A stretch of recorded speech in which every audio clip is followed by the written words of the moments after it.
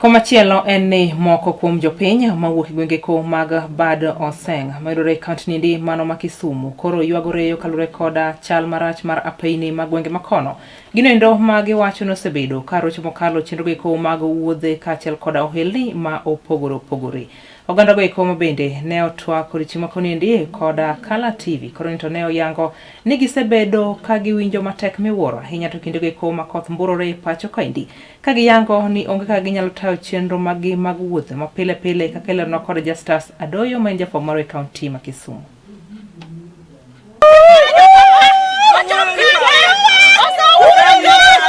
Kik ng'ato bini gi fulu, kik ng'ato bini gi mogo, to ng'ato bini gang'o gendara. Mano koro edun jopiny e gweng' moro ni Bad Oseng, Chemelil, Muhoroni sub county, Kisumu county. Moko kuom jopiny koro ne owuok oko ka ywago rach mar apaya ma bende gitiyogo pile ka pile ka gigo dhogi ne sirkand kaunti ma Kisumu ni koyie to donjore mapiyo e wach maket kod maendi.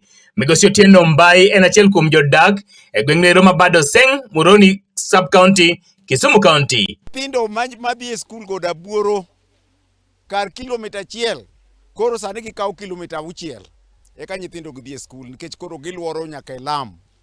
Hospital manyocha wang'ada ng'ada ka wachopo e hospital Mashambani. Koro chuno wachako another kilometers 6 eka wachopo e hospital nikech accessibility onge. To yorni wasego e koko. Yorni mwane gi joma nigi mtokni to mtoko ok nyal nindo dalani. Kabende kit rach mar apaya ma bende gitiyogo pile ni eri ilero kod Mama Ruth Atieno. Ndara ma okethore ni ne mitokni ya Kisumu katero pesa tamu ne wadhi e bank tamu. Sani mitoko ok nyal kadho ndara ni ok wanyal dhi tamu e bank. Mane odar bank mane oter Muhoroni. Kwayo koyo ni kanye, ojenda ni kanye nyongo, nyithindo ok dhi sikul. Mangato koso twatiga yenda tingo jaoda koso nyaka ndara. Jopiny gwenge ko mag Bad Oseng wacho ni koro gibro neno marieke malich miwuoro ayete gine gweko mag yiero mabede koro gibro goyo kogno jotelo gweko mabede bro chopo irgi e kwayo ombulu. Elias Ocheng en achiel kuom jodak e gweko mag Bad Oseng. To ka kwayo gine jotelo moramora molap dhogi nyabedo ni ndong mar bedo jatelo e Chemelil Tam Ward ama Kisumu County as a whole. Wakwayo jatelo moramora within our wards and within our area, within goda buoro. Wakwayi kin go teku moro maber. The aspirant, the leading aspirant for now is Athembo. Wakwayi kane nitie way moro forward minyalo konywago mondo jowo chop maber kuonde ma gidhie. Wakwayi use that power right now mondo ikonywa mondo wa make sure ni gigwa te watimo at the correct time. Time kik ng'adwa gi jotuowa. Time kik ng'ad nyithindwa kik gichopo e skul sama owinjore.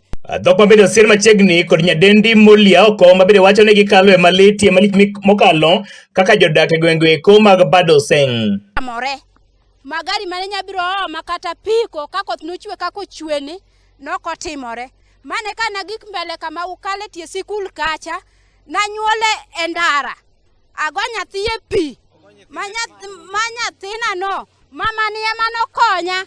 Ka konya koro ng'ado pend nyathi to nwayiero dari no kelo ne mine mogo gi wiu wadagi wachno maka wang'ni odari duogo ka gin gi koyo gilosnwa ndara ni mokwongo ndara ni ka gisilosonwa mokwongo to wabiro miyogi to ng'amo biro kae gi fulu gi siling 50 ok wabitiyogo wadagi kendo wamama